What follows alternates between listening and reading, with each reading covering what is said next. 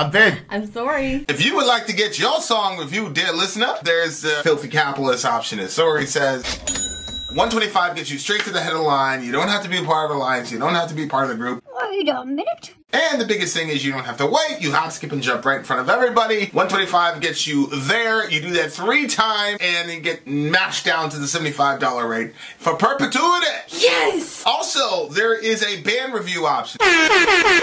So if you've got a band and you're trying to get your band some exposure, hit me up at villageXchange@gmail.com, and I'll show you the details about how to pull that off. You can also jump on Patreon, and there is a option on the tiers to be able to get your band reviewed. Yep. Obviously, we can't lie to you, so we can't guarantee a positive review. Get what you get. It's just rubbish. Rubbish. Rubbish. That's British for garbage. My favorite is the community option. $1 at the gate gets you in at Patreon. You get to join an alliance. The alliance joins their points together, and that helps determine what songs that we do. The alliances hang out on Discord. Message me on Patreon to get the link. And they do all kinds of other cool things. They do Minecraft, Dungeons and Dragons. Yeah. It's really a community within the community. Anybody can go on the Village, Facebook.com/Vin and Sori. There's 160,000+ people on the channel. What's cool about the Discord is that it offers a real opportunity for community connection, friendship, that type of thing. And it's on Discord, so if you're not a Facebook person, it's for you. You start off at $1. Right. Plus you get exclusives. Sori and I are working on a song. So the first 15 seconds of that was on Patreon. Also, at $15 tier and above, when we actually debut the video, they're going to be there live with us. There you are, dear listener. Buy merch. All right, guys, we got one more song, unfortunately. Silver Tongue, Light Bearer, Silver Tongue is the name of this song. So let's jump into it right now, guys.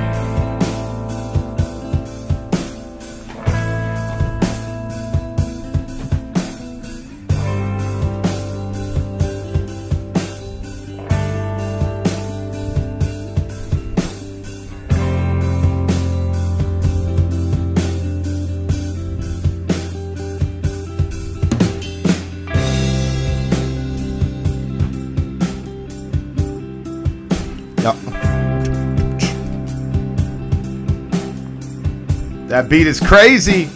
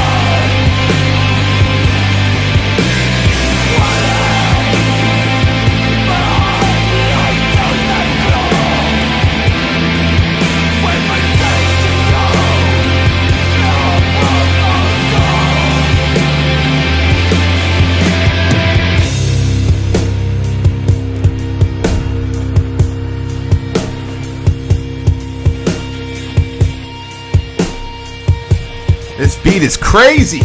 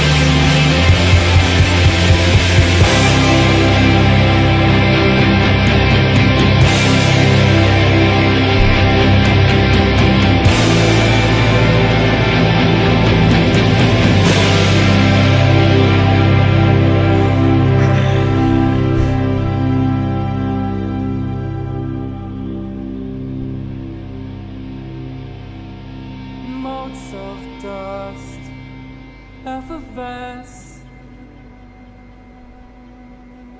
threads unbridled coalesce, with future's foresight choose their tethers,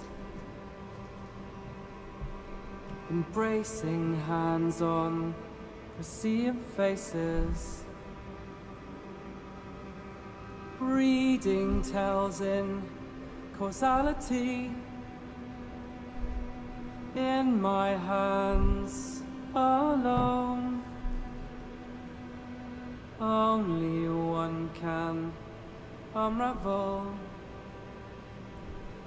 They tie off knots in my ether.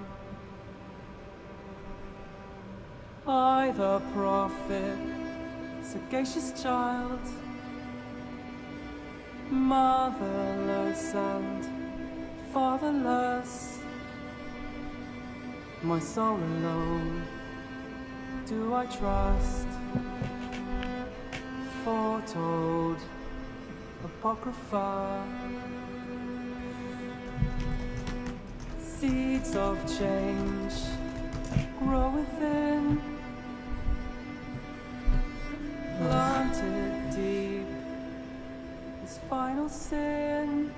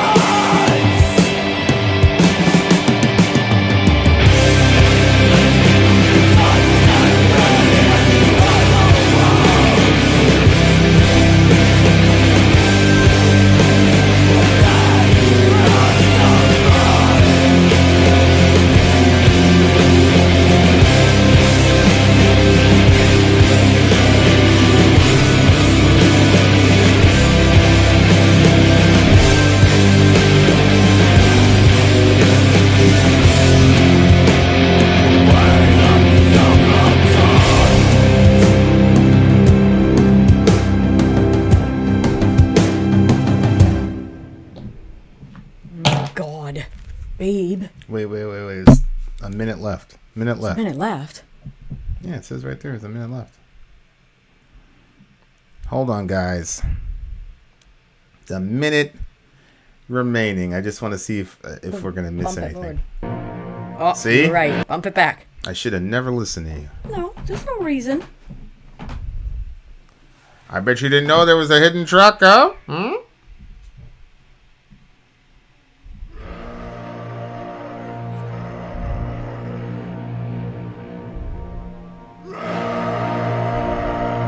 This is for part 3. There's going to be a third record before they broke up. So this record was about...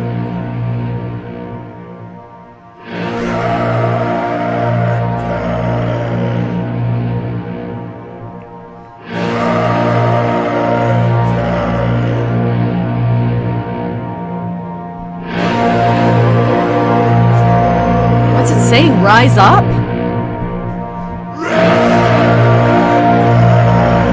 What's he saying? The hell? What was he saying? Rise up? You guys, comment section. What was he saying? There was supposed to be a third record I'll tell you they what. blew up. I mean, and I'm assuming this is pretty weird, right? The third record would be like the Antichrist, right? Yeah, so the first one was the devil, and the second record was really focused on Eve or Lilith or whatever, and then the third, I think, would have been focused on the child that came about. Yeah, but listen, because there's at the end of this song is focused on the child and all. Well, we'll get into the lyrics soon, but then there's also this thing at the end. Go ahead. What were you saying? Did you see how this ended? Yeah. Oh, yeah. That part was really interesting. We're going to spend a lot of time on that. I just want to read this part. Go ahead. Time is not linear. This is merely our perspective of it. The plethora of universes, many worlds, many shades of existence, species, both human and non-human, at all moments and at all instances rejoiced. Every cell, every molecule sang out in jubilation. For the darkest heart was cowed into uncertainty. Lucifer's plea had been heard beyond the confines of Earth, beyond the ever-puissant shrouds of reality, amidst worlds of entities we may not comprehend. The whispers of free will reverberated, and at once, at all times, he was heard. Our perspective saw the tribes of Australopithecus Afarenus is leaving the comforts of known climes and traveling north to unknown to find something in the cold spaces unmapped. Okay, so again, like this is a theistic evolutionary stuff. Mm-hmm. Very, very, very interesting. There was something to find, something to explore. And as new vistas appeared before them, neurological pathways were born, new strands of awareness. Where did the awareness come from? That awareness, a weapon against the darkness that fed from us, always teasing us, always willing us to bow for him, to give in to him. In the lowest hours, many would still seek his dank and insipid rapture. But as the calendar stones grew new glyphs, as water flowed through gullies and eroded the limestone strata, we saw our triumph, and beyond the vibrant excitement, the gray numbness that it was far from over, as Eve and her kin moved onwards, already her lineage carried the greatest burden. It was now indelible, a mark of importance to bear the torch given to her by unseen hands that would guide and coax the best from us. Radiating scintilla, particles of sentience, willing and hoping and dancing among those thinking corporeal bodies. That lineage would one day culminate with a child, the final mind to hold the torch, the fruit of autonomy. A mind that would galvanize all sentience against a false god, the all-father, the monarch, the authority. They would establish free will as an absolute, to deny the cruelty of oppression. This was no longer prophecy. This was permeated with tides already in motion. A culmination many millennia from that moment, yet certainty was ours. And in that moment, the first mind found certainty to establish another politic, to propagate his own rapture among the populace of existence. Okay, so that's the end of the last track and the end of the record.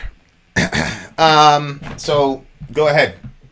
What was the big thing for you? Well, I mean, that was the end of the song, but the whole thing was just, again, journey-ish, and I gotta make a bottle for the baby. Maybe you want to just Can't we call one of the kids? Well, they can't go in our room right now. Okay. Yeah, I mean, in English, please. Yeah, exactly. That's how I felt, babe. It was kind of long, that thing you just read, and my mind just couldn't focus. I'm gonna need an interpretation. Okay, I will prophesy and give the interpretation. So, this is probably the best concept. I can't say it's the best concept record we've reviewed because what's that? Lateralis is kind of a concept record. No, I don't think. No, I'll say this is Lateralis is something else. I haven't been able to classify it yet, but it's not a concept record. Although I could see why a person would say that, but I have a different idea about it. Okay, so this is probably the best concept record I've ever heard. Start to finish. One of the challenges of a concept record is that like you keep running into repetition. Mm-hmm. Because you're trying to keep the same story at the same characters at the same time you're trying to build something. In every chapter you should find, that was one of the rules that my teacher gave me, was that when you're writing a story and you're making characters, I need to find something out about the character in the next chapter that I didn't know before. Mm-hmm. And as long as you're consistently doing that, then that works with the story arc and all the rest of it. They did a really good job. I'm going to try to exegete this passage here because it's amazing stuff. The band planned 4 albums. So that third one was going to be the one about the Antichrist, I'm sure, or whatever this child was supposed to be. And you guys noticed, right, where I talked about Eve, and Eve was going to have a seed, and her seed was going to undo the works of the devil? On their side, they also feature a woman. She also has a child, and I'm assuming that child is going to be, it's like they said, the child is like the sum total of autonomy. So I think, and these guys are politically, they are anarchists, these guys. Okay. So, and then DOSC has some good intel on this too, because there's the the Golden Compass, that story with the bear and all that? Yeah. That was supposed to be like a satanic answer to the Chronicles of Narnia. So. Really? Yeah. I liked it. People didn't like it. Well, they didn't like it because it was obviously it was pretty clear the authority was God and yada yada yada. So it was like an inversion of Narnia. Yeah. If you're on a team, I'm going to say something that's provocative. If you're on a team that constantly has to invert stuff and can't come up with anything original, that's not the team for me. I'm not saying that I would join the other team. I just wouldn't be joining the team that relies on my enemy for material. Right. They don't come up with anything original. They're always just doing. Yeah, it's the great value brand. Yeah, it's always a great value brand of what God has. That's probably like the end of all of it, right? The establishment of the church and the eventual culmination of the war against the patriarchal God. Yeah, I mean, people's definition of freedom is really interesting to me. Really, really interesting. So, like right here, that lineage would one day culminate with a child, the final mind to hold the torch, the fruit of autonomy, a mind that would galvanize all sentience against the false God, the All-Father, the monarch, the authority. They would establish free will as an absolute to deny the cruelty of oppression. So basically what they're saying is, because God issues laws that limit what we can do with our will, he's bad and that's oppressive. So this child, who is the culmination of human autonomy, because these guys are worshipers of human autonomy. It's very much like the whole point of the Matrix. Neo was actually an Antichrist figure. He wasn't a Christ figure. Mm-hmm. I had a friend that was in church, and he was obsessed with trying to say that Neo was Jesus. And I said, no, Neo's the Antichrist. And he's like, what? He was like genuinely, like legit offended. Do I know this person? Nah. Oh. Nah. And I said, big bro, who was being portrayed in the second movie when he goes up there and the dude with all the TVs, the guy that programmed the Matrix, who do you think that was supposed to be? Obviously, that was supposed to be the God character. He's old, he's sagacious, he's got this giant vocabulary, he talks really quickly, he's got all these TVs. He's kind of omniscient because he has all the TVs. That look at all the counterfactuals, which is it's an expression of his omniscience and whatever. And then he's in all white, and then you have Neo in all black, and you're cheering for Neo, but Neo is saying he's going to find some way to outdo the architect of the entire Matrix. Right? Yeah. And so I'm like, that clearly was the hinge of the entire series, where they revealed no, Neo is actually the Antichrist. And I mean, you could have figured it out because their home base is called Babylon or some shit like that, where they then engage in a Babylonian orgy. You know what I'm saying? I forgot about that part. That's right. Okay, so at the end of the third Matrix, this is why the Matrix is going to be pertinent to this discussion. At the end of the third Matrix, Neo is fighting all Agent Smith, and they're going back and forth, blah, blah, blah, blah, blah. And then Agent Smith is like, why are you doing this? And they're fighting for like 20 minutes. The Wachowskis, they spent like, I don't know, like $80 million on like 20 minutes of this fight. They get like obsessed with the technology. And so they're fighting, blah, blah, blah. And then the big culmination. I don't know if anybody remembers the big culmination of what Neo's answer to Agent Smith was. No, I don't remember. You don't remember? No, what was it? Oh, man. I remember when I saw that for the first time, and I was like, oh, boy, here we go. Keep talking, because I want to... You're going to pull it up? I want to show everybody, because I want to see if anybody can get... no, I'm not going to say that. Go ahead. I don't remember. I don't remember it at all. Talk to the people. Yeah, Give the I people am, your babe. thing. I mean, what? No, I don't want to say to mine until I get to the end. Because it's at the end, and I don't want to... You're going to have to do something, right? Because I can't... Yeah, I mean... Say something to the Babe, people. stop it! What hand call? I don't know what that means. This is always so...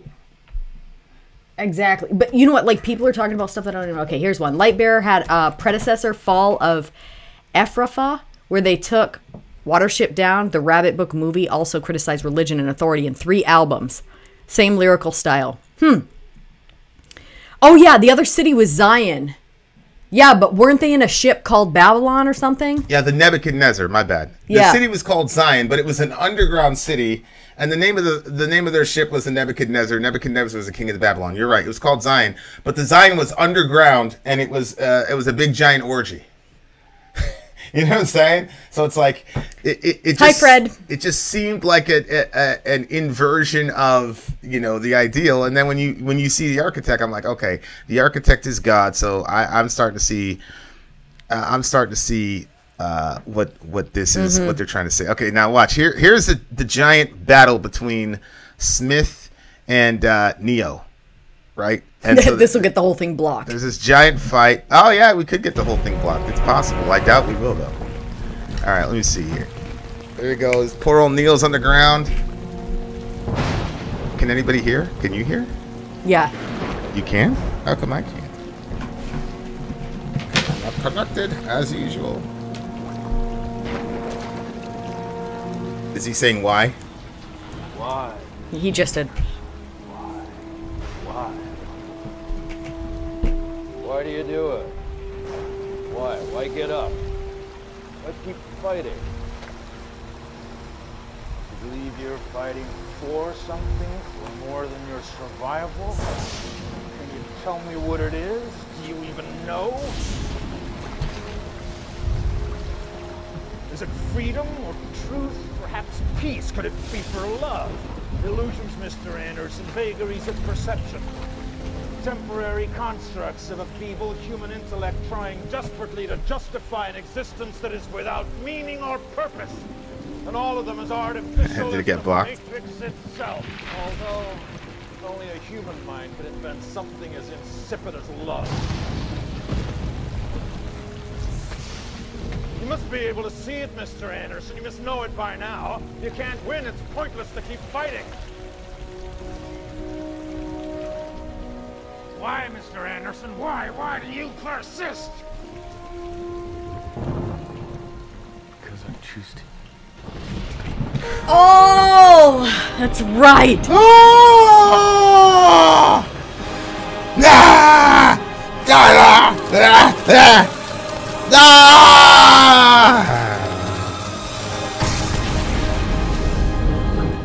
See? Because I choose to. This ode to human autonomy. Because I choose to. Yep. It's not because of love. It's I choose to. My point is that the Matrix was a glorification of the human will and the human spirit, particularly in our ability to exercise our autonomy outside of the dictates of the architect. That's the entire point of the movie. And so this guy's coming from it from another angle, which is to say, and you know, nobody will ever be able to convince me that Neo is not the Antichrist, because he is. But what was fascinating about that was, let's say that I'm right and Nero is the Antichrist. Look how easy it is to cheer for the bad guy. I know. Right? Like, it's not that difficult. People are like, now look, I don't believe that there's going to be an Antichrist in the way that most Christians think there will be an Antichrist. But when people say, "Oh, no person would ever follow one guy," I'm like, it's so easy. We're so easily manipulated. It just depends on who's telling the story. That's all. Your perception of who the good guy is and who the bad guy is, a lot of the times, all of it has to do with who's telling the story. That's why we're in such a horrible situation with our media today, because nobody ever just gives you raw facts. They're telling a narrative around the facts, and they're telling you what those facts mean, which is, by the way, the same thing the Bible does, right? Let's say that Jesus rose from the dead. All that we know is that he rose from the dead. You need the Bible to tell you what the resurrection means and what it means for you on a Sunday night. So there's data, but because of the way that we're constructed and our minds work, the data has to function within a story. None of us likes data just by itself. It's got to be in the context of something, which is why the Bible is mostly story. And then there's the theological kind of underpinnings that interpret to you the transcendental significance of the story. So these people's perception of God is that God is Like a dictator? Is a dictator specifically because he limits their perceived autonomy. Yeah. Right? Yeah. That's what he's saying. He's saying that God is bad and that we need to be free from him, because right here he says they would establish free will as an absolute to deny the cruelty of oppression, which of course will secure the cruelty of oppression. Well, how? What do you mean? If you make a person's autonomy the absolute, then you have just secured oppression for those people. Why? Very simple. Because in every society, there's always going to be a gradation of strength and weakness, whether you're talking about economic strength or physical strength or whatever. So please tell me, dear listener, if a person's free will is absolute, what do you think is going to happen to a woman like Sori in a crowd full of men if free will is absolute? Or what if there's a crowd full of people who hurt children? What will happen to that beautiful little 5-year-old girl if free will is absolute? See, well, I think they kind of put it in that movie. These are things that people don't think through. I'm actually surprised that people with that degree of brilliance, this band, could say something that ridiculous. Nobody wants absolute free will. The only people that live a life that's consistent with absolute autonomy are people that are in prison, dead, or in your history book as a horrible dictator. Or in that movie. What was that movie where for a night everything was haram, you could do whatever you wanted? The Purge. Yeah. Yeah, exactly. That's a very good one. Hey, if you want to live in a society where you have absolute free will and nobody impedes your free will and nobody oppresses you, go watch The Purge. That looks fun, right? And then tell yourself you'd like to live in that situation. That situation. Men taking the will against a person goes against the idea of free will. No, Mark. No, it doesn't, because he gets to make a choice. So how would you stop that guy from exercising his free will? Because what you're saying is, when his free will and her free will come into cross purposes, we should honor her free will above his. And that's because you believe in bodily autonomy, because you don't believe in sexually assaulting women. But what is the algorithm in this world? If free will is absolute, then all that's going to happen is two people are going to come into cross purposes, and the stronger one is going to be able to impose their free will on the other one. So when you have a world that has a bunch of freedom, but there's no constraints for it, you don't get freedom, you get oppression, because it's always going to default to survival of the fittest and the strong oppressing the weak. If you open those floodgates, then that's what happens. Actually, the fact of the matter is restrictions actually are the only way to secure freedom. Laws It's so interesting. in our current seats in Laban are the only ways to secure freedom. It's also the only way to secure entertainment. When you watch football, there's a lot of rules. And they're in a very, I mean, I don't know how many billion, the Nation of Islam guys know how many billion square feet the earth is. They only get 100 yards to operate within. And then within those 100 yards, there's lines. Football is a game of inches. It's also, football is one of the most heavily regulated and coached and analyzed games in the history of human beings. And it is also the most watched kind of sport in the history of human beings. And that's because of, yes, it's fun and it's great to see Tom Brady, but it's laden with rules. And if there were no rules, it would not be fun. It's so true. You're so right. If Michael Jordan could carry the ball 19 steps before he dribbled the ball, it wouldn't be fun. Actually, in order to secure freedom and novelty and entertainment, you need rules and structures to live within, and there has to be a give and take. This idea that we can function with complete autonomy in a universe and survive for a day doesn't take into account human history. You don't even need the Bible to know that would go really bad. Yeah. That would go really, really bad. Yep. That would go really, really bad. So we ourselves as free will persons or a dictator God. Well, again, DLC. When you say dictator, you're making a category error, because when you say dictator, you're talking about other human beings who then try to exercise a certain degree of authority over their fellow human beings that is inappropriate. The reason that a dictator on the human level is inappropriate is because you and I are on the same level. I don't have the right to put myself above you and then impose my will onto you, because I'm a creature just like you. You and I are image bearers of God, so we're supposed to look each other in the eye. But you and I are not equivalent to God himself. So to say that God is a dictator, it's just a category error. You have to acknowledge the fact that we're dealing with something completely and totally ontologically separate from us. And there is no comparison for God and his rule. But my point is, this is one of my issues, I think, with anarchism, in the sense as I currently understand it. Let me say it this way. As I currently understand anarchism, I don't think that it's ever going to be possible, because it is a naive understanding of human nature. All that's going to happen is that the strong are going to... here's a perfect example. Look at social media. Social media was one of those forums where people said, hey, you can go off, you do anything you want. You can say anything you want. Hey, man, it's free speech, blah, blah, blah, blah, blah. And look what's happened. Then you had those fools over there at, what's that place? The crazy people. The people that did the riots. They set up Parler. Right? Now, I was on Parler. Yeah. I'm saying the people who set it up are It's crazy. so funny. I was thinking about Parler. These people had child molesters, sex criminals, all types of shit posting on there because they were a free speech environment. So what happened is Twitter, Facebook, all these people said, holy shit. Now, initially, YouTube was doing the hey, will you post whatever you want up here, and then a couple of years ago, one of these fools went to, one of these suicide forests over there in Japan or China or whatever and filmed somebody hanging from a tree. Well, hey, man, autonomy, freedom, ridiculous. Like that's not. Yeah. Again, I don't even care. Like, get God out of it. I'm just saying, rules. And again, we talked about this yesterday. There's a conflict in our minds between the left and the right brain. One side of us wants consistency, and we want to know what to expect. The other side wants novelty, and we want to explore.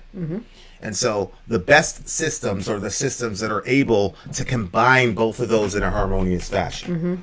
So there's enough novelty in football because violence is societally looked upon as bad and punishable. That means you don't see it in your everyday life. So what is football? Football is a highly regulated sport that features violence that you're able to partake in and then watch and enjoy. Yeah. And so the the best systems, whether they're sports, whether it's government, whether it's religion, have found a way to harmonize left and right brains, conservatism and liberalism, rules and freedom, et cetera, et cetera, et cetera. One of the things that people need to work on is you have to define what freedom means. Does freedom mean I can do whatever I want? Does it mean independence? Or... Well, that I can do whatever I want. That doesn't work, because if a person gets addicted to a chemical, there is a sense in which they want to do that drug, otherwise they wouldn't do it. But there's another sense in which they can't not do it. Right. So freedom cannot be I do whatever I want. For me, the conclusion I've come to about what freedom is and what autonomy is freedom is me being able to live to the fullest reason for why I'm here. So in other words, freedom for an eagle is flying, it's not swimming. For a dolphin, it's swimming and it's not flying. And you can say, oh, God oppressed that poor dolphin because he didn't give him wings. And the dolphin's like, man, I don't care about that shit. Yeah. Do you realize the world that's in this ocean? And the eagle is not going to go, oh, that poor oppressed dolphin, he can't fly. You see what I'm saying? And so freedom is being able to live the way that God created you to live, and to be able to live out your purpose without hindrance. That's what freedom is. Freedom is not doing whatever you want. Freedom is the ability to love and receive love perfectly without any hindrances. That's ultimate freedom. And that has a bunch of implications. Iron Midi says, thank you, Sori and Vin. Sorry, that's not very much, but I spent hours on your channel recently, and as a non-believer, I appreciate your respect. I disagree on many points, but it's a pleasure to see you. Same to you, bro. Although, and thank you for the super chat. I'm not sure what we disagree on, but yeah. Okay, so... Yeah, I think democracy has the same problems, and we'll talk about that in a second, Mark. Go ahead. No, go ahead. You can talk about that one. Well, I've been talking a lot, so go ahead, take your shot. Shoot your shot. Well, I thought that the ending of the song was crazy for a number of reasons, but okay, so they say, those opposed to the false god. Are you listening? Yeah, I'm listening. We will build a council, a democracy, a nation of great magnitude. This is our, what do you say, apogee? Yeah. A child to usher in this fate, to raise our impious war against the monarchy of God.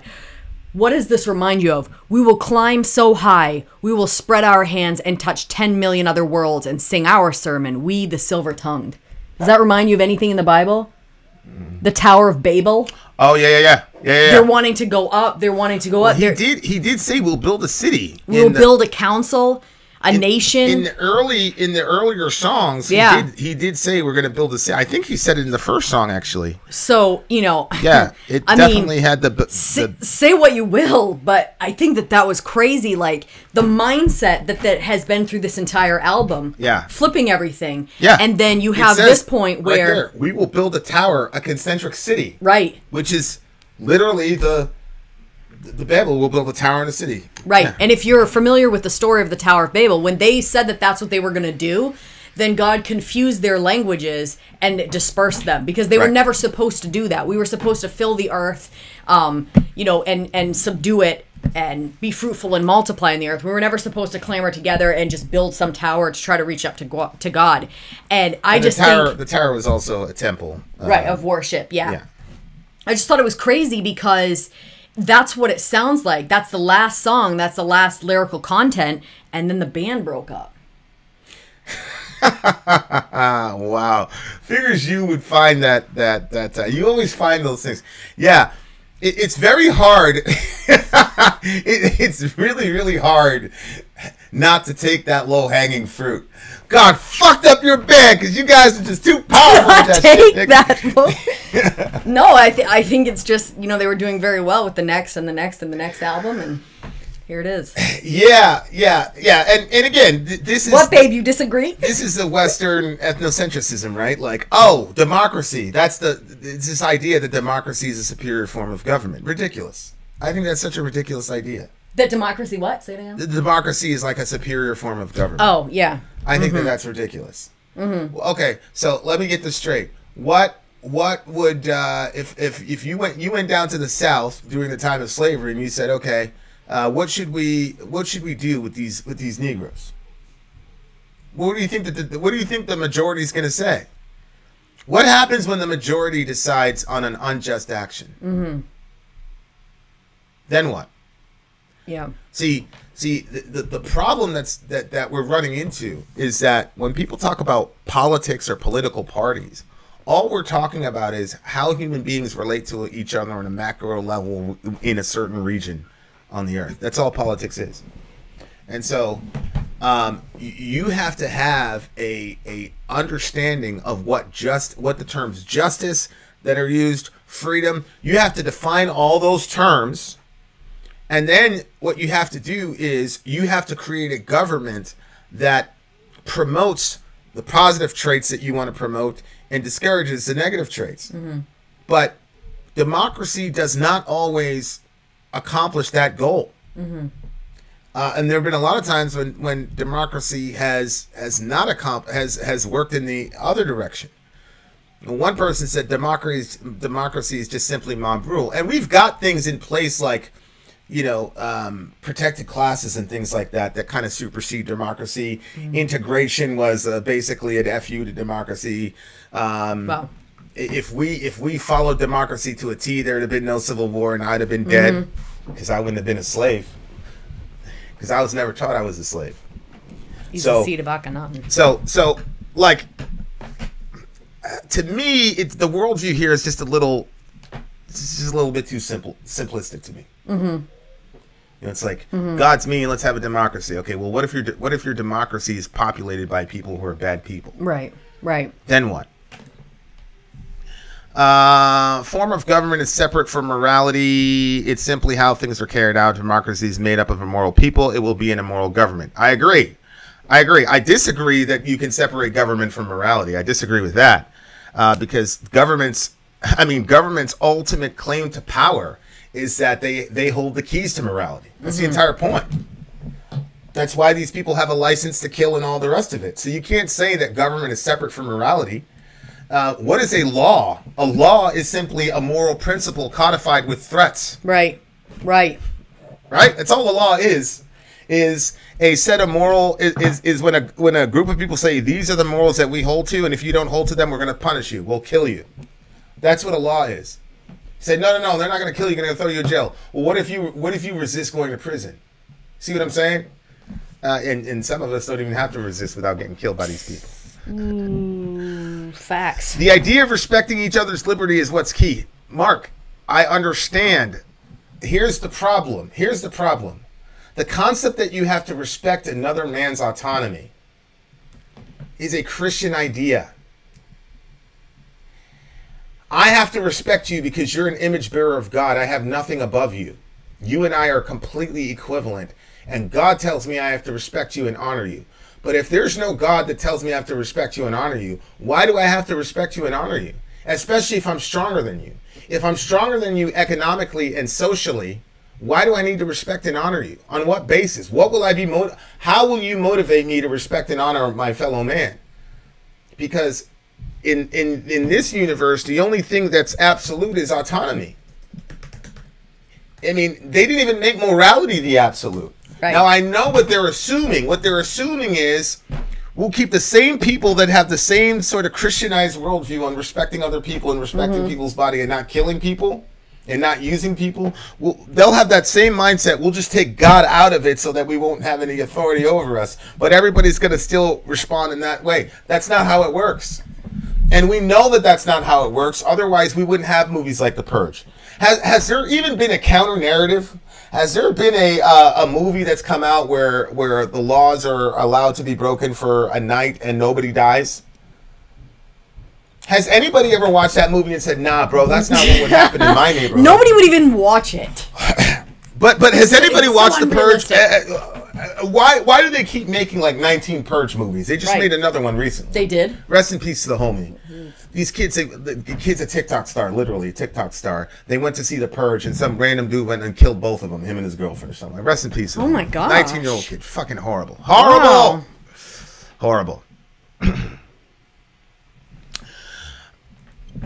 It's not a Christian exclusive idea. Societies that believed in the concept in the concept existed without Christianity. Some native tribes had this as part of their culture. Yeah, I know. I'm not talking about that, though. I'm talking about this culture. And the culture that you're swimming in right now with the assumptions that you have, and I have the same assumptions. I have the same assumptions. The assumptions that you have are because the Western world has been completely influenced by Christianity. That's not debatable. That doesn't prove Christianity. All I'm saying is you have a real difficulty in creating a completely anarchist state or a law or a country where autonomy is the only absolute without morality. And what I'm saying is the only way that can work is if you suspended the evil that's within human nature, which, by the way, I believe is going to happen. That's what we call heaven. All heaven is is a society of people that don't have a sinful nature. And so the scripture says the law is for the lawless. I don't believe that laws are a good thing. I think it's terrible that we have to be threatened with death in order to do the right thing. That's horrible. But the reason we have to be threatened with death to do the right thing is because we're sinful people. So if we could, the real issue is not what form of government. The real issue is, can we remove that root of selfishness within human beings? And then what does the world look like if that element was removed? Because I don't give a damn what you call the governmental system. We have a quote-unquote democracy, and yet none of us believes that the person that's in office is the person that we wanted. That's what I'm saying. Like, that's true. I'm not even certain. And Mark, when you get on, we can kind of bat around. I'm not even certain that democracy can exist in a capitalist environment, because the people with the money are always going to be able to, and that's why all the politicians. You're probably right. I don't see how it can either. Yeah, I don't even think, I got that from Umar Johnson. Oh, really? Yeah, I'm not sure that you can actually have a legitimate democracy in a capitalist environment. I mean, I'm not going to say it's impossible, but I think it's very, very, very, very, very hard. Slavery was justified in the South, referring to Christianity. Mark, who were the main people that were fighting to abolish slavery in the Western world? It wasn't the atheist club, right? Slavery is the majority report for all humanity, including now.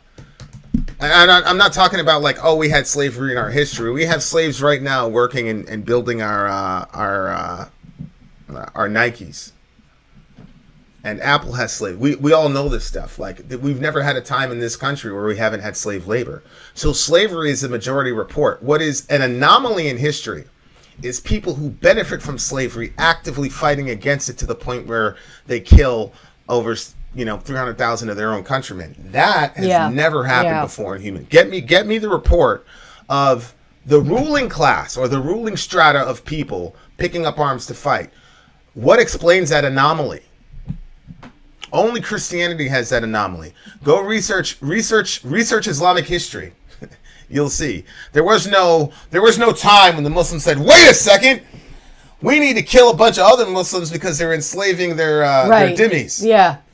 So slavery is the majority report for all human history. What is the anomaly is people who benefit from slavery actively picking up arms. That's interesting. Killing other people. You're right. Yeah. To ensure the freedom of slaves. That's an anomaly. And so when you can show me a non-Christian nation that did that, then great. Then great.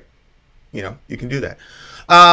So yeah, I just think that, and the other thing, Mark, is that one of the things that the preachers were saying was, I know the Bible says that all men are created equal, but the scientists tell us that there's a big difference between black people and white people. That's just a fact. So the scientists were saying these Negroes are not fully human, right? So look, my point is, I love the album. I love the record. Oh. I think that their concepts are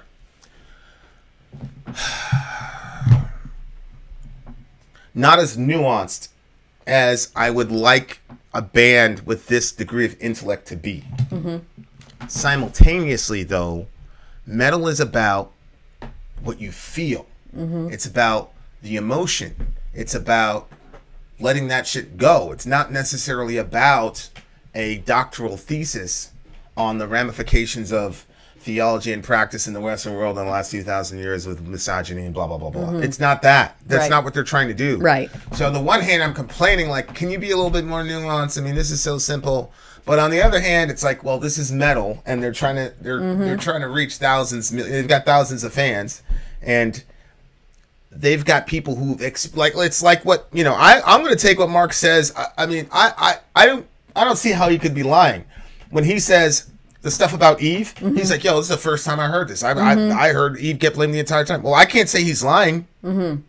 So my point is, when I'm looking at this stuff, I'm like, there's the you know, left brain, right brain part of me that's like, yo, there's a hole here, there's so many holes. And then, but there's another side of me that's like, yeah, man, but do you think that when these people, when kids and when other people are listening to this record and they're looking at these lyrics, they're like, oh yeah, that's what happened in 1865. That's what's going on. Damn, you know, Rosicrucians. Damn it. They're not thinking that, bro. They're thinking, yeah, man, that's fucked up. They treated my girlfriend horrible at church. That's what they're thinking.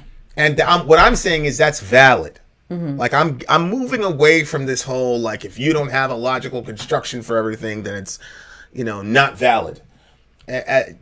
Like, and that's a very dangerous thing to do, but, you know, you've got, I'm trying to be consistent with my whole adage of you've got to balance out your left brain and your right brain. So what that means is, if you're more of a left brain oriented person and you're more facts and logic and argumentation, you're going to be weak on the emotional stuff, and you're going to miss a lot of really good information. Because I had no idea until today that was like a real thing where people were really blaming Eve for the fall of humanity. I thought that was just jokes that we laughed about, but that everybody understood what the Bible actually said. I learned something today. I said, holy shit, are you kidding me? So if you only look at criticisms of your religion or your worldview only from an intellectual standpoint, then you're going to miss stuff. Yeah. You're going to miss what that other person is saying. But it depends on what your goal is. If your goal is to outsmart the person and beat them, then congratulations. If your goal is to know the person, then that's a completely different ball of wax. Right. So if a person gives you the honor of being emotional and irrational, but telling you this is how I feel and this is where I'm at with it, you'd be silly to ignore that. Right? And so that's part of my, you know, outworking of this record is that I'm saying to myself, when I look at the thing as a whole, these guys must have gone through the ringer with religion, and the particular God that they're looking at overthrowing or whatever is not the God that I know and love. So for example, he talks about democracy. What's amazing is that even though God is the supreme, omnipotent, omniscient ruler, he's the most high, God functions in a divine council. And there are times when he says, okay, guys, what are we going to do here? And so, again, it's not a democracy because people are coming to him and he's unilaterally saying, no, yep, let's do that one. Like, there's examples in the Bible where that happens, where God's sitting there and he's got his counsel, he's got his advisors, whatever you want to call them. And he says, all right, this guy, he's a really evil guy and I want to kill him. So how are we going to kill this guy? And then they come around and they present ideas. And then God goes, I like that one. Go do it. Like, these are the things where I'm like, man, if you just pay attention, like, look closer. God doesn't have to work that way, but it's not the way that you think it is. Because God loves relationship. People are like, why does he have a divine council? Why does he have a council? And look what he names the members of the council, B'nai Elohim, sons of God. That's what he names them. And so God, being a father by nature, when he sets up a council, it's not like the council of divine beings. It's not like the bureaucratic department of heavenly affairs. It's not the department of heavenly services. It's, these are my sons. I'm a dad. I'm Big Daddy with a capital D. I'm the king with a capital K. And I got a bunch of sons, and we're going to go rule the universe together. Well, do you need them? No, I don't need them. But I want them. Okay, like, it's so weird for me to, like, because that's a God I know, Yeah. and that's a God that's been with me my entire life. It's strange. It's. I think you were like actually one of the first ones that like opened my eyes to this. Like, people would say things about the Old Testament God. I used to be so confused. I'm like, what are they talking about? The Old Testament God is just like, that's the God I grew up on. Mm-hmm. You know, I was small when I was younger. I wasn't really a fan of Jesus because I felt like Jesus was soft. He went and got himself He's crucified. telling people to turn the other cheek and shit, and like that's just not. You know what I'm saying? That's not what I'm about. That's not what I'm about. So, but anyway, go ahead. Go ahead. I was always a fan of Jesus. I don't do like a 19-hour review on not this a fan thing, of Mark. the Old Testament God. Yeah, you were not a fan of the Old Testament God, right? Because I felt like he was hard, he was mean, he was just killing people, and then Jesus came along, and then Jesus was like, "Yo, chill, I'll just die for them. This'll end it." Yeah. Yeah. Yeah. And then Vin told me he was the death angel. The destroyer. It's the one where David numbered the men and Jesus was hanging over Jerusalem with a sword drawn, and God the Father had to say, "Yo, Jesus, chill. Don't kill him." What? I'm pretty sure you must have a bad translation there, Vin. Yeah. I just think that, you know, ultimately when it comes I was completely wrong, though. The God of the Old Testament, when you really start looking into things, is completely different. And it is funny, like, I had a friend who was going through a very difficult time. Matter of fact, it was really bad. Really, really bad. And whenever she read the Bible, all she saw was just hate. And then she got to a better spot, and those demons that were, you know, really afflicting her were gone. And she said she didn't even understand how when she read it, it was not at all like she saw it was before. So I've told Vin before, I think he should do like a little series on the Old Testament God, because a lot of people don't see it like that. We did one of those in the Bible Boogie. We did Old Testament violence in the Bible Boogie. Yeah, I mean, just like there would be a thing that was on Metal Jesus, so it'd be like a 5-minute clip on something that Jesus says that's super metal, and then there would also be like, you know, like crazy moments where it looks, if you just glanced at it, it looks like God is like horrible, but then there's an explanation. Yeah, just when I was a kid reading that passage, I was just like you're judging God. I never how could you think? Well, I never thought Jesus was a punk, so how then? You know what? How? That's a good point. That's a good point. But you don't see how I could think that Jesus was soft? No, I never saw Jesus as soft. Turn the other cheek? Well, I mean... Yeah, no, because I knew... What dudes were you around, though? No. I was looking at this from... The dudes that you were around would have turned the other cheek because they were soft. Yeah, but that's not what I saw from Jesus. I felt like Jesus could handle his business, and he knew what he was doing, and that was a decision that he was making. I didn't think it was a soft decision. And it was like this. It was like this. Allowing himself to get crucified. Let me talk. Allowing himself to get crucified, I'm with you. When he's on the earth and all this stuff is going on, like, I was looking at my what? You didn't understand my problem. My problem wasn't that he allowed himself to get crucified. I understood why he had to do that. My problem was him telling me to turn the other cheek. That was my problem. I understand why he has to do it, because he's Jesus. He's going to save the world or whatever. But me getting smacked is not going to save the world. At least that's what I thought at the time. So I'm like, I'm sorry, bro. Niggas put their hands on me, bro. That's what I'm talking about. Like, I felt like, not that I thought that Jesus was soft, but I felt like he was telling me to be soft. And where I was living, if you displayed any sort of weakness, they'd eat you alive. Well, that's where the difference in upbringing comes, and location. They'd eat you alive where I was from. Because from my perspective, I was always a very strong person, and so, not that anybody slapped me in the face, but I'm saying, like, if I had to deal with some conflict or whatever, like if I just said, okay, you know what, I'm just going to back down off of this one. I don't have to. I could argue this one, but I'm not. I'm just going to let it go.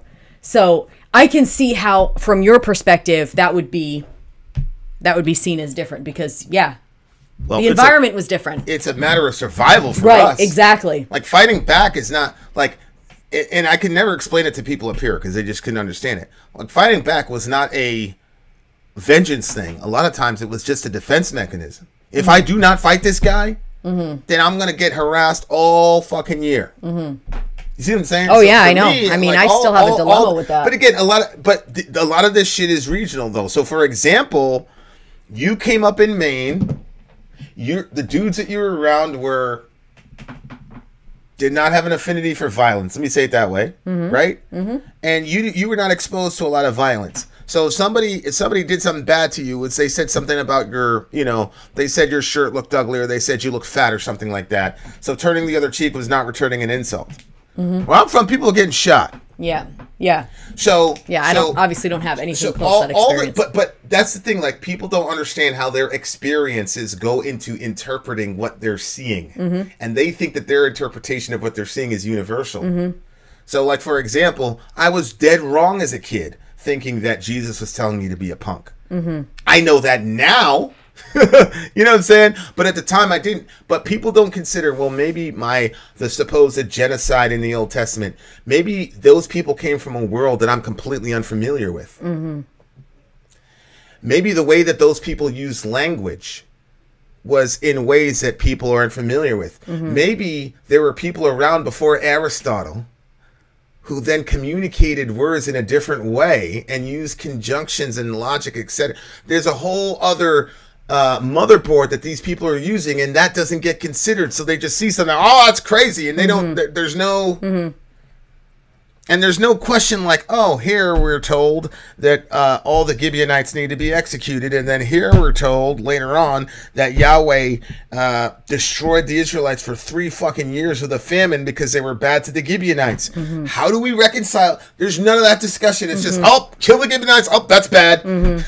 And there's no, like, you know what I'm saying? Well, I think that, now, a lot of times when someone grows up without a father, I think that they a lot of times express that makes it more difficult for them to understand God, because it feels like, okay, so God's calling himself a father, my father wasn't here, blah, blah, blah, blah, blah. Also true. But you didn't have that experience with it. You saw the scriptures, and in it you saw the fatherliness of him in the Old Testament. For me, my father was always there, but there was all hella rules.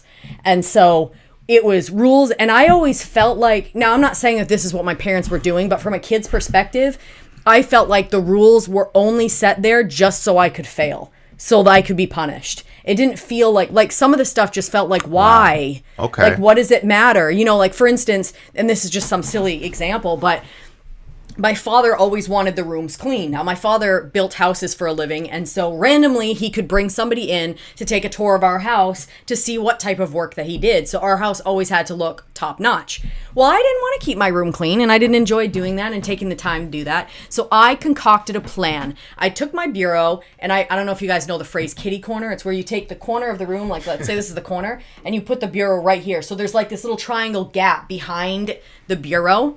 And so then or let's like a dresser, I would just throw all my shit behind there. And so my room looked immaculate, but it wasn't, because it was all hidden behind there. But that in my thought process, I'm like, well, that clears my dad if he tours the house, and it satisfies me because I don't want to be picked up. So everybody can be happy here. But then he went in there and he found it, and then he yelled at me and I got in trouble, and he said he knew that I was doing some shit because he saw that I had rearranged my room, and he knew that I wasn't a rearranger, and so then he went exploring, and then he found all my stuff, and so it just kind of felt like, which then colors your interpretation of God. Right. So you're setting it up, you're seeking it out, like, why couldn't that have been enough? So then when I read the Bible, I'm like, holy shit, law, and then you came along and said, well, the law was put there because men's hearts were so evil. And it wasn't that God was like, this is exactly how I want to run my world. It was, okay, there has to be some sin management, and that's why the law came about. So there is some stuff that God allowed by the law, but that was not his intention. That's not how he originally wanted it. So that's not the best plan. It's just, sometimes sometimes the kids will be fighting, and sometimes, like, I'll sit down, I'll work the whole thing out, and sometimes I don't have time for that, and I say, just don't even talk to each other. You go over there, you know what I mean? Like, sometimes you just separate them. And I don't even know where I was going with that. I looked at you and I got distracted. Well, remember we read the Bible boogies, and Tina would always say that one thing that was like, yes, look at what she just wrote here. If God turned the other cheek now listen, first. if Tina would have been around when I was an 11-year-old kid reading that turn the other cheek shit, then yeah, a lot of things would have been a lot different for a lot of people. Read that passage right there. If God, passage, he called it a passage. if God turned the other cheek first, then he has the right, I guess, to have his justice response be that we must turn the other cheek first. Right, so God turned the other cheek through Jesus. Yeah. So it's just for him to demand that of us. And the other thing is that Jesus didn't say turn the other cheek and the person is never going to have to face any judgment. All he's saying is you don't be the instrument of judgment. But here's vengeance is mine, says the Lord. Here's a divine counsel. Here's a divine counsel passage. It's one of my favorite ones. So it's these kings. They're going to war in Ramoth Gilead. And there's these two kings, and the king goes, well, shouldn't we ask a prophet first? Because that's how they did it. Hey, how are we going to do good? And he goes, well, I got all these prophets, and all these prophets are telling me that things are going well. So let's go do jihad. And the king's like, well, I don't know, man. Like, if everybody's saying it's a good thing, that's usually a bad. It's like, is there any other prophets here? So the king goes, well, yeah, there's this other guy named Micaiah, but Micaiah always says bad shit about me, so let's not talk to him. So the other guy's like, nah, dude, fuck that. I want to hear what this guy has to say, right? That's the Vin translation. So then they go to Micaiah, and they say, as the Lord lives, what the Lord says to me, I will speak. And when he had come to the king said to him, Micaiah, shall we go to Ramoth Gilead to battle, or shall we refrain? And he answered him, go up in triumph, the Lord will give it into the hand of the king. But he must have said it in a way that was very, very sarcastic, because look at the next verse. But the king said to him, how many times shall I make you swear that you speak to me nothing but the truth in the name of the Lord? And he said, I saw all Israel scattered on the mountains as sheep that have no shepherd. And the Lord says, these have no master. Let each return to his home in peace. And the king of Israel said to Jehoshaphat, did I not tell you that he would not prophesy good concerning me, but only evil? He's like, I told you that this guy is always going to say bad shit about me. Right? So when he says, I saw Israel as sheep without a shepherd, that means that he would be dead then because he was the leader. So he says, everybody else go home in peace. So Micaiah just basically said, you're going to die today, bro. So the king was like, man, fuck this guy, bro. He's always talking shit. Right? So, and Micaiah said, therefore, hear the word of the Lord. Now, check this out. This is really, really funny. Look at Daniel. Was sarcasm invented that long ago? He's so cute. He really thinks that these people were just like in a cave somewhere. Aww. He has no idea. So look, hear the word of the Lord. I saw the Lord sitting on his throne and the host of heaven standing beside him on the right and on the left. And the Lord said, who will entice Ahab that he may go and fall at Ramoth Gilead? Oh, so he's sitting down. Yep.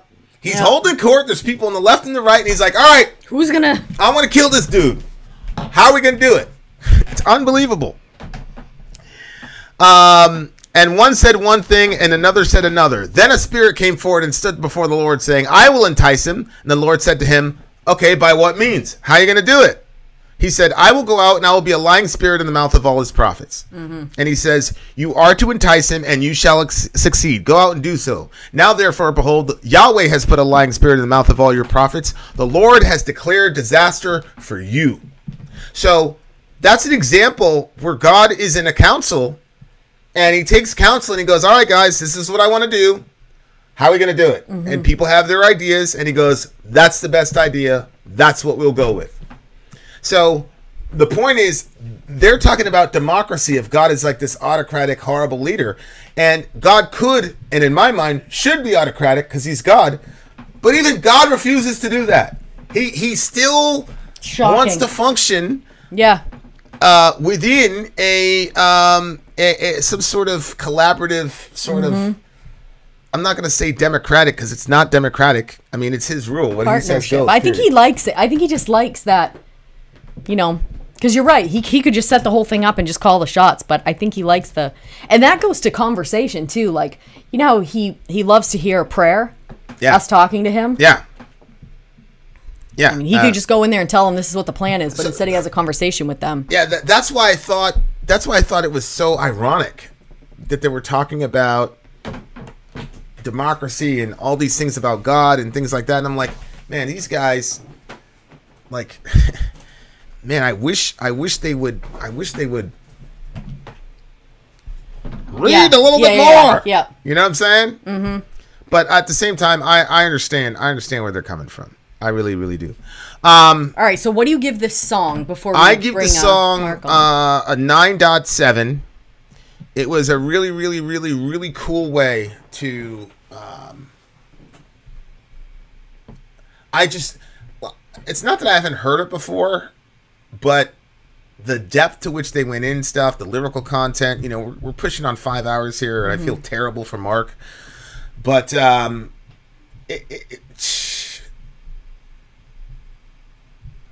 overall, I'm gonna rank my. I'm gonna do the. Yeah, no, I said my overall. So for this particular song, I'll give it a 9.7. Okay, I gave 9.7. 9.7 for this one. Oh, okay. Mine was a 9.8 on this one. This is the first one we disagreed on. With our score wasn't exactly the same.